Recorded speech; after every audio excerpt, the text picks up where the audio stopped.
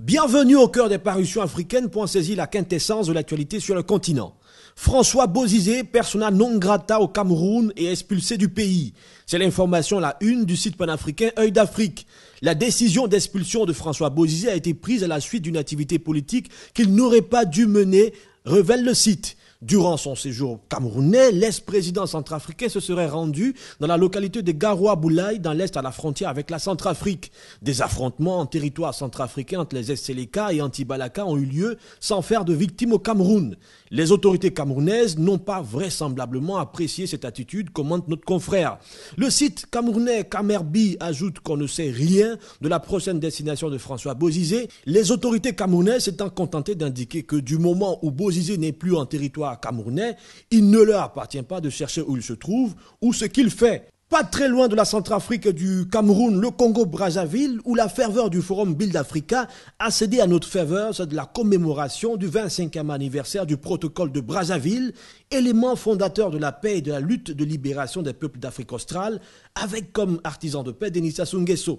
Un 25e anniversaire dédié à Nelson Mandela et qui verra la participation des chefs d'État Jacob Zuma, Thomas Boni-Yayi et Emmanuel Pinto da Costa, comme l'annoncent les dépêches de Brazzaville. Maître Sidiki Kaba, nouveau soldat politique de Macky Sall. C'est le titre d'un article du site d'actualité sénégalais Sénégo. Notre confrère fait cette remarque à la suite des propos du ministre de la Justice et garde des Sceaux lors d'un meeting de rentrée politique le week-end dernier de l'Alliance pour la République parti présidentiel.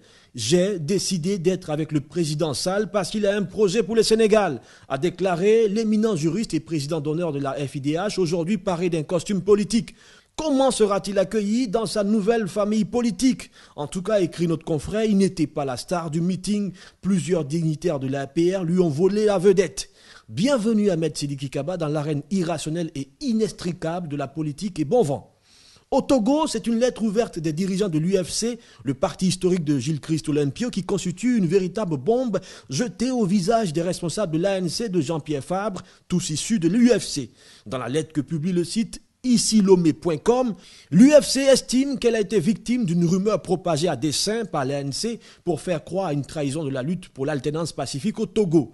Jean-Pierre Fabre et ses députés de l'ANC ont-ils touché 240 millions de francs CFA ou le double des mains de Foria Singbe? En tout cas, la polémique est lancée et montre une fois encore le désaccord de l'opposition togolaise. Voilà qui met un terme à cette randonnée. Je vous dis à très vite sur Africa TV.